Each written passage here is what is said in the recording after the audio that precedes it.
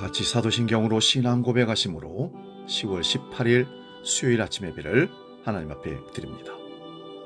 나는 전능하신 아버지 하나님, 천지의 창조주를 믿습니다. 나는 그의 유일하신 아들, 우리 주 예수 그리스도를 믿습니다. 그는 성령으로 잉태되어 동정녀 마리아에게서 나시고 본디오 빌라도에게 고난을 받아 십자가에 못 박혀 죽으시고 장사된 지 사흘 만에 죽은 자 가운데서 다시 살아나셨으며 하늘에 오르시어 전능하신 아버지 하나님 우편에 앉아 계시다가 거기로부터 살아있는 자와 죽은 자를 심판하러 오십니다. 나는 성령을 믿으며 거룩한 공교회와 성도의 교제와 죄를 용서받는 것과 몸의 부활과 영생을 믿습니다. 아멘.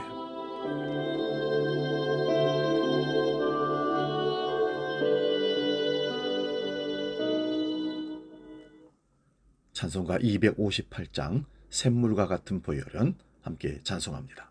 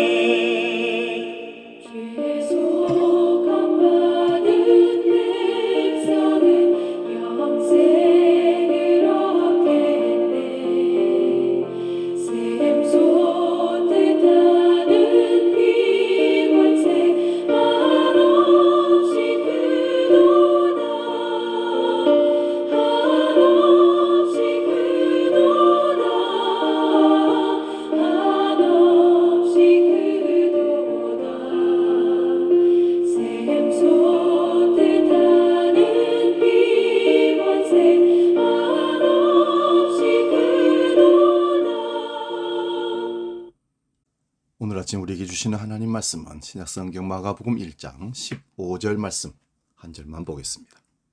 이 말씀 봉독할 때에 살아계신 주님의 음성을 들을 수 있기 바랍니다. 마가복음 1장 15절 지금 봉독합니다. 이르시되 때가 찼고 하나님의 나라가 가까이 왔으니 회개하고 복음을 믿으라 하시더라. 아멘. 오늘 봉독한 이 말씀으로 회개와 복음, 이런 제목으로 말씀의 은혜를 나눕니다. 그리스도인이라면 구원받았느냐, 아니면 아직 죄악 속에 속해 있으면서 두려움 속에 살아가고 있느냐 하는 의문의 답을 해야 그리스도인으로서 출발이 됩니다. 진실로 구원받았다는 확신을 가지고 있다면 그는 마음속에 예수 그리스도를 구세주로 영접해 드렸을 것이고, 주와 함께 이전에는 느끼지 못했던 행복한 동행을 하고 있을 것입니다. 아니면 교회에 출석하고 믿는다고 하면서도 죄책에 시달리며 과연 자신이 이 세상을 떠나게 되면 천국에 들어갈 수 있을까 하는 의구심 때문에 심판의 두려움에 처해 있을 수도 있습니다. 로마서 10장 13절에 누구든지 주의 이름을 부르는 자는 구원을 받으리라 하셨는데, 로마서 10장 14절에는 그런즉 그들이 믿지 않는 일을 어찌 부르리요? 듣지도 못한 일을 어찌 믿으리요? 전파하는 자가 없이 어찌 들으리요? 말씀하는데, 누군가가 전하는 복음을 듣고 예수 그리스도께서 자신을 대신하여 죄값을 치르고 대신 죽어주셨기 때문에 그분을 신뢰하여 구주로 믿고 의지하여 살게 되었고, 현실에서 그 믿음을 실감하고 있다면 분명 구원을 확신하고 있을 것입니다. 마가복음에 따르면 예수님은 하나님의 나라가 가까이 왔으니까 회개하고 복음을 믿으라고 선포합니다. 회개를 뜻하는 헬라어는 메타노니아라는 말입니다. 이 말은 세례자 요한이 선포한 설교의 핵심이기도 합니다. 그렇다면 예수님은 세례 요한에게 이 회개라는 사상을 배웠다는 의미일까요? 우리는 그런 내막을 정확하게 풀어낼 수는 없습니다. 한편으로는 예수님이 먼저 출가해서 하나님의 말씀을 선포한 세례 요한에게서 나름대로 영향을 받았다고 볼 수도 있지만, 다른 한편으로는 예수님은 근본적으로 세례 요한과 다를 뿐만 아니라 복음서는 거의 일방적으로 예수님을 중심으로 기록되었기 때문에 예수님과 세례 요한의 사상적 교류에 관한 정보를 복음서에서는 찾아내기 거의 불가능합니다. 이런 한계를 안고 우리는 복음서와 더불어 신약 성경 전체가 주는 복음의 범주 안에서 간접적으로 이런 질문에, 이런 문제에 접근할 수 있습니다. 세례자 요한도 세례를 언급했고 예수님도 세례를 언급했지만 두 분에게서 그 세례의 의미는 서로 소통되는 부분과 아울러 단절되는 부분이 있다고 봅니다. 서로 소통되는 부분은 두 분에게서 일관되게 인간의 변화가 강조된다는 사실입니다. 세례자 요한도 그 당시 모든 백성들과 더불어 모든 사람들의 변화를 요청했고 예수님도 역시 그 변화를 사람들에게 요청했습니다. 회개는 방향을 바꾼다는 의미가 들어있습니다. 방향을 바꾼다는 것은 변화된다는 의미입니다. 변화라는 점에서는 세례 요한의 회개나 예수님의 회개나 동일하지만 그 변화의 방향이라는 점에서는 큰 차이가 나타납니다. 세례 요한의 회개는 그야말로 새로운 삶의 모습으로 변화입니다. 모두가 양심적으로 살아야 한다는 그런 요청입니다. 이런 요청은 사람들의 마음에 큰 불을 붙였으며 그래서 사람들이 광야로 몰려나갔던 것입니다. 이에 반해서 예수님의 회개는 훨씬 본질적인 변화를 의미합니다. 예수님은 오늘 본문에서도 기록되었듯이 하나님의 나라를 향한 방향 전환을 의미하고 있습니다. 메타노니아라는 회개라는 헬라어 단어는 이 땅의 삶을 향한 관심으로부터 하나님 나라의 삶으로 향한 관심으로 방향을 전환하는 것입니다. 보기에 따라서 어떤 사람에게는 세례 요한의 회개가 훨씬 실질적이고 구체적이라고 그래도 바람직하다고 생각이 들 겁니다.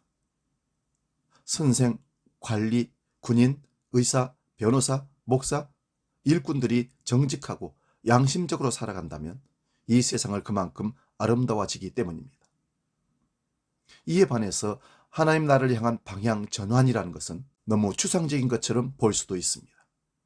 그것의 실체가 손에 잡히지 않기 때문입니다. 여기에 바로 그리스도교, 기독교의 신앙의 어려움이 있습니다. 하나님의 나라를 향한 방향 전환이 사람들에게, 아니 그리스도인에게조차 오해될 수 있다는 뜻입니다. 회개는 이 땅에 대한 관심으로부터 하늘로 관심을, 축을 옮기는 신앙적 태도의 결단입니다. 그런데 오늘 우리는 우주 공간의 어느 한 지역을 복음서가 말하는 그런 하늘이라고 생각하지 않습니다. 우리는 앞에서 하늘은 곧 하나님의 나라라고 말했습니다. 하나님의 나라 가까이 왔다는 말은 곧 하늘이 가까이 왔다는 말씀과 같습니다. 그렇다면 우리에게 가까이 온 그 하늘은 우주 물리학적인 차원에서의 하늘이라고 말할 수 없으며, 또한 우리가 관심의 방향을 바꾸어야 할 그 목표도 역시 우주 공간의 하늘나라가 아닌 것이 분명합니다. 이미 답은 우리에게 주어진 것 같습니다. 회개는 우리에게 가까이 온 하나님의 나라, 즉 하나님께 마음을 돌리는 것입니다. 회개하라는 말은 자신의 업적과 성취, 인간의 문명과 경쟁이 아니라 하나님의 통치의 마음을 돌리는 것입니다. 우리에게 온통 마음을 기울이고 있는 것이야말로 기독교 신앙의 핵심인 회개이며 동시에 영성입니다. 교회 밖에 있는 사람들은 그리스도인들을 향해서 먼 하늘만 쳐다보고 사는 사람들이라고 생각할지 모르겠습니다. 그러나 그리스도인들 역시 이 세상의 일에는 일절 관심을 끄고 관념적인 하나님 나라만을, 그래서 휴거할 날만을 그리워하며 살아가는지도 모르겠습니다. 그러나 기독교 신앙은 그런 양극단을 지향하고 영적인 십자가의 길을 정확하게 걸어가는 삶의 태도입니다. 우리는 단지 도덕적인 변화에 목을 매는 사람들이 아닐 뿐만 아니라 먼 하늘만 쳐다보는 사람들도 아니라는 사실입니다. 그렇다고 해서 이 땅에서의 모범적인 삶과 저 하늘에서의 신비로운 삶에 양다리 걸치는 사람들도 결코 아닙니다. 우리는 보이지 않는 천국을 예수 그리스도 성령 안에서 살아가고 이 땅에 발을 딛고 살지만 여전히 세상적으로도 모범적인 삶을 살아가는 삶과 신앙이 일치되는 그리스도인입니다. 땅을 떠나서 사람들과 격리되어서 수도원적인 삶을 사는 것이 아니라 제약된 세상과 사람들과 어울려 살면서 천국의 시민권을 두고 천국의 삶을 살아가는 거룩한 성도인 것을 기억하시기 바랍니다. 기도하겠습니다. 거룩하신 아버지, 우리는 회개하고 복음을 믿음으로 이 땅을 살면서 천국을 경험하는 성도인기를 원합니다. 오늘도 주님 우리 가운데 함께 해주시고 회개의 역사와 복음의 능력을 이 땅에서 경험하는 복된 믿음의 사람들로 이끌어 주시옵소서. 주기도록 기도합니다. 하늘에 계신 우리 아버지, 아버지의 이름을 거룩하게 하시며 아버지의 나라가 오게 하시며 아버지의 뜻이 하늘에서와 같이 땅에서도 이루어지게 하소서. 오늘 우리에게 일용할 양식을 주시고 우리가 우리에게 잘못한 사람을 용서하여 준 것 같이 우리 죄를 용서하여 주시고 우리를 시험에 빠지지 않게 하시고 악에서 구하소서. 나라와 권능과 영광이 영원히 아버지의 것입니다. 아멘.